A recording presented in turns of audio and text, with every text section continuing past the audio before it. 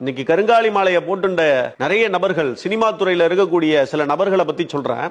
முதல்ல ஒருத்தர் போட்டுக்கிட்டார், அவர் தன்னுடைய மனைவிய பிரிஞ்சார், மிக முக்கியமான நடிகர். அடுத்ததாக ஒருத்தர் போட்டுட்டார், அவர் வேறொரு மனைவியோட தொடர்பு படுத்தி பேசப்பட்டு அவருடைய வாழ்க்கையை நிறைய ஒரு முரண்பட்ட சில விஷயங்களை சந்திச்சார். அதே போன்று மிகப்பெரிய ஒரு இயக்குனர், இன்னைக்கு வளர்ந்து வரக்கூடிய இயக்குனர்ல மிக முக்கியமான நபர். அவர் பெரிய பெரிய ஆட்களோட படம் பண்ணக்கூடிய வாய்ப்பு, இன்னைக்கு மிகப்பெரிய ஒரு நடிகரோட படம் பண்றதுக்கான வாய்ப்பு ஏற்பட்டு அந்த வாய்ப்பு இழந்தார் அவர். இன்னைக்கு கால சூழ்நிலைகள்ல மிக முக்கியமான ஒரு அரசியல்வாதி, இன்னைக்கு தமிழகம் முழுக்க அவருடைய பெயர் அடிபடாத இடமே கிடையாது. அவர் இந்த கருங்காலி மாலையை பயன்படுத்தினார், வெள்ளினால கட்டி அவர் போட்டுட்டார்.